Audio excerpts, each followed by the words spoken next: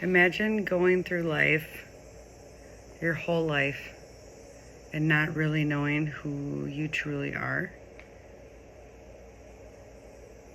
what your needs are, what you're truly passionate about, why you're interested in the things that you are, why you love the things you do, why you hate the things you do, whatever. What makes you who you are. And missing out on so much more to life. Because I don't know about you, I have spent all of my life kind of inadvertently tricking myself into thinking I was fulfilling my dreams by following external norms, societal norms, milestones, resume builders, the trappings of a quote fulfilled and successful life, but never fully really felt fulfilled. Always felt like I needed to just continue on the treadmill. And I know I'm not alone in feeling that way, but I never really was able to connect the dots as to why. I just thought because I was running this kind of unconscious program, I thought that there would be a goalpost, an end zone of some sort. And you just keep going, you just keep going, you just keep going. And then we're always, distracted. There's always something to do. If you're parenting, if you're working, if you're caretaking, if you're whatever it is, we're always so full of things to do externally and tasks to finish and things to cross off of our list that it's unfortunate that it's kind of a luxury to take the time to apply that same level of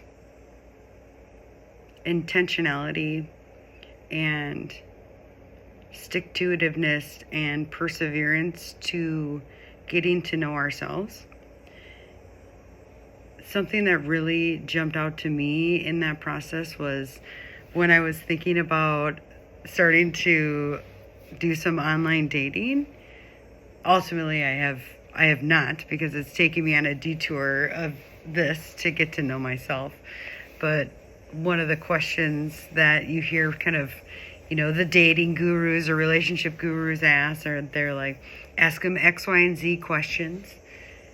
And when I was thinking about those questions, those different types of questions about, like, what are your goals in life? What are your values? What are things that make you tick? And also being aware of red flags to look for when you're asking those types of questions, where, maybe they're blaming their ex for, situations, and noticing those kind of patterns. And something that happened in that process was I flipped those all on myself. And I wondered, and I asked myself, how would I answer these questions? Because, we just think we got to figure it out. We're coming in with good intentions. We have open, kind hearts, and we do. I do believe that we're all innately good human beings. But I truly didn't know how I would answer the level of questions that I was about to ask a potential partner. And that kind of stopped me in my tracks. And I realized that I had a lot of work still left to do, because I had no idea how I would answer those questions. I knew that there had been a shift of healing, but I didn't know how to articulate it. I didn't know how to define it. I didn't know how to label it. I didn't know how to package it. Not that it needed to be in pretty packaging and perfect by any means, but I didn't have the words for it, And so it really had kind of pushed me down this new path of creating a practice to try to, define what that healing looked like, and to define the type of person I am, and to ask myself hard questions to get deeper. So then the better that I know myself, the clearer it is for me to A, articulate that to others, and B, to stand confidently in my true self.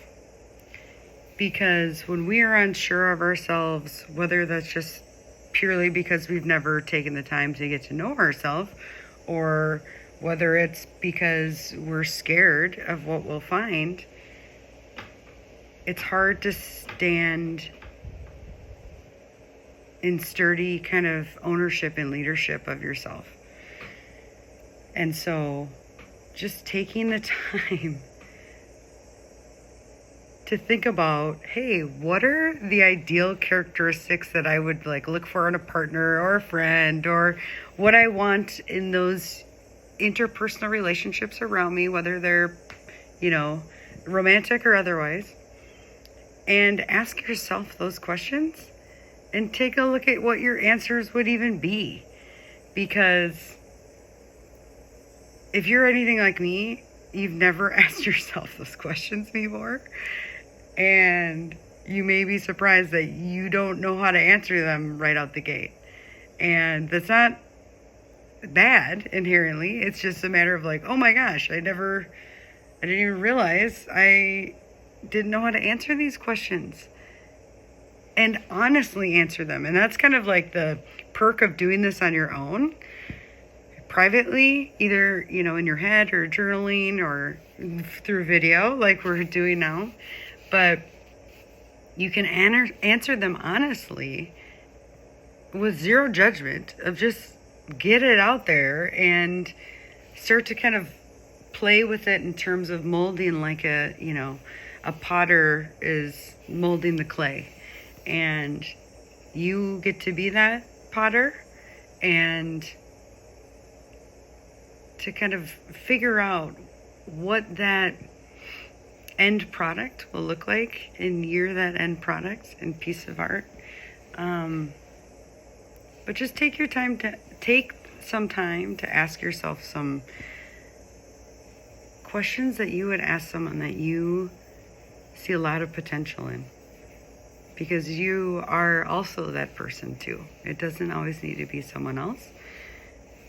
It starts with us.